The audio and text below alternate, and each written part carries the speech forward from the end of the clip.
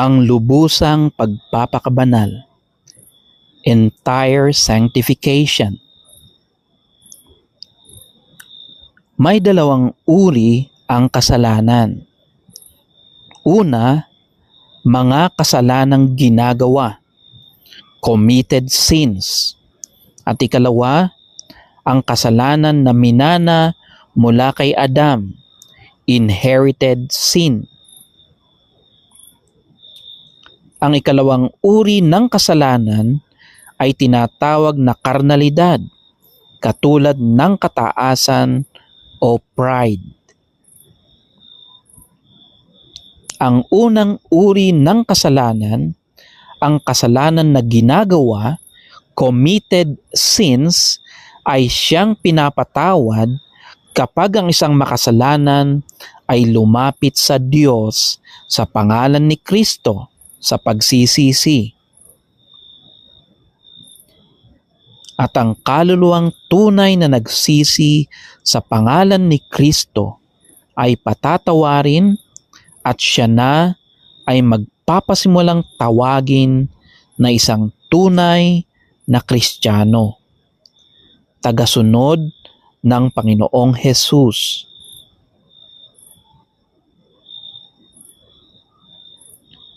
Ang Kristiyanong ito ay kinakailangang lumapit palalo sa Panginoon sa pamamagitan ng lubusang pagpapakabanal kung saan ang kanyang karnalidad ay lilinisin ng Diyos at ang Espiritu Santo ay titira sa kanyang puso na nilinis mula sa karnalidad.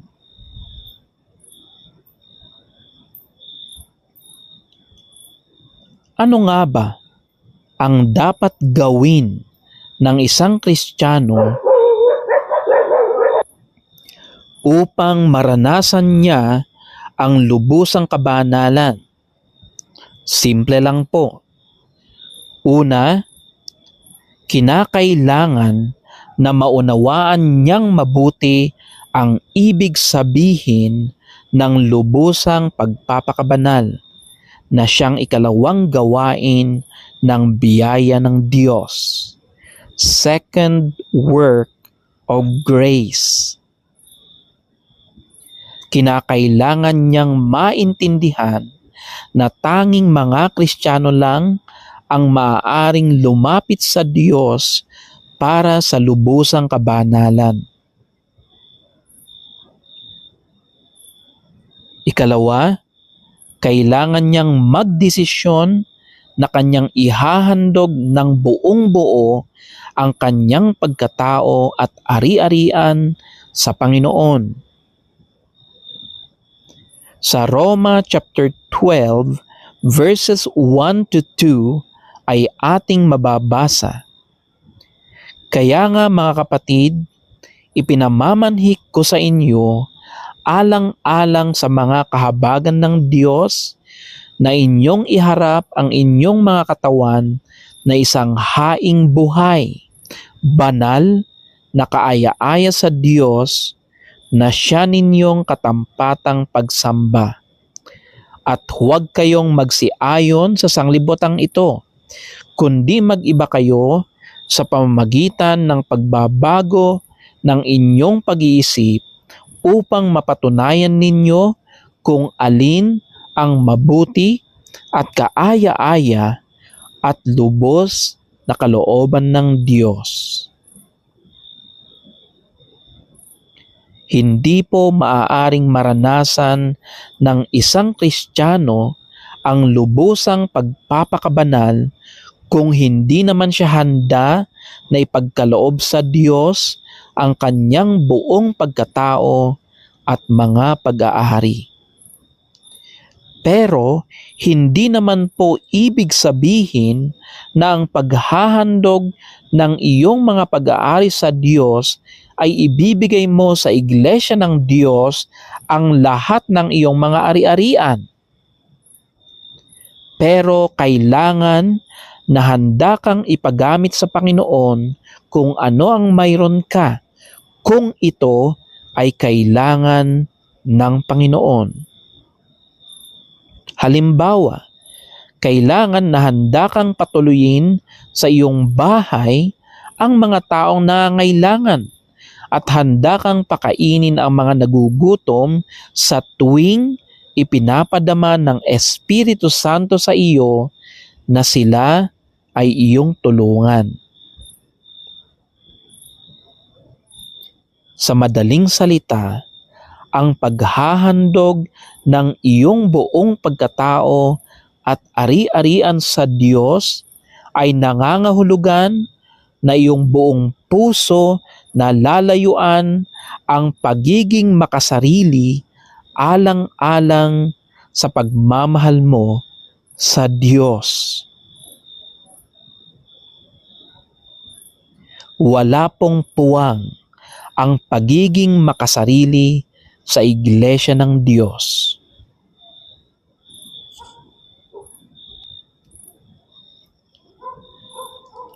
Pakinggan mo itong nakasulat sa Gawa chapter 2 verses 41 to 47. Yaon ngang nagsitanggap ng kanyang salita ay nangabautismuhan at nangaparagdag sa kanila ng araw na iyon ang may 3,000 kaluluwa at sila'y nagsipanatiling matibay sa turo ng mga apostol at sa pagsasama-sama, sa pagpuputol-putol ng tinapay at sa mga pananalangin.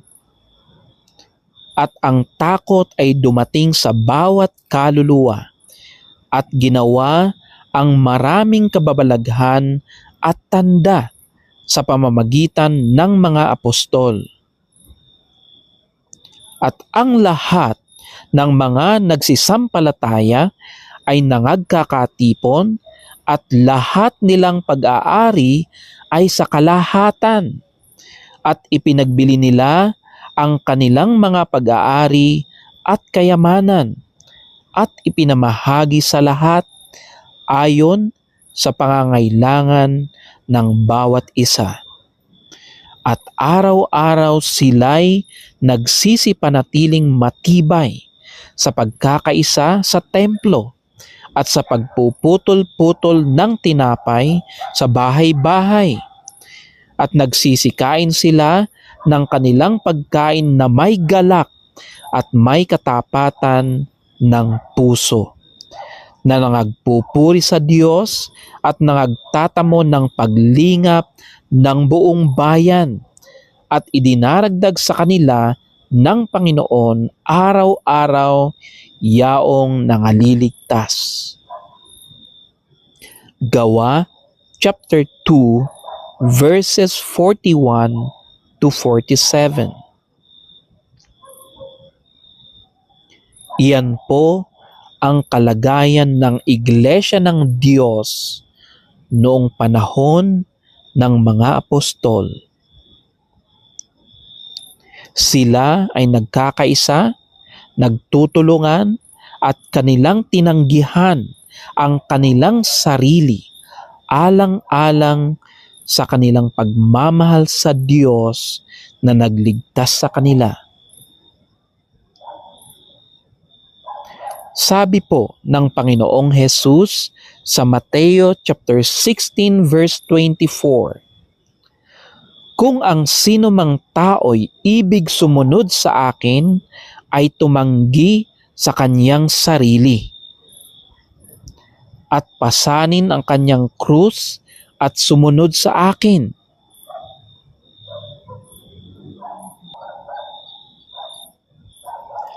Maaaring sa unang tingin ay tila ba mahirap ang kondisyon ng Panginoon para sa lubusang kabanalan. Tila ba mahirap ang lubusang paghahandog ng iyong buong pagkatao at pag-aari sa Panginoon. Ngunit ang utos ng Diyos ay hindi po mabigat. Ang pagkamakasarili at ang kasalanan ay mabigat at mapanganib. Kung tunay mong minamahal ang Panginoon at ayaw mong mawala siya sa buhay mo, handa kang ipagkaloob ang iyong buong pagkatao at mga pag-aari para sa kanyang kaharian. Meron din pong panganib ang pagiging Kristiyano, ngunit may mabuting patutunguhan ang mga sakripisyo ng mga anak ng Diyos. Kung ito'y ginawa alang-alang sa pagmamahal sa Diyos. Nasusulat, datapwat hanapin muna ninyo ang kanyang kaharian at ang kanyang katuwiran, at ang lahat ng mga bagay na ito ay pawang idaragdag sa inyo. Mateo chapter 6 verse 33.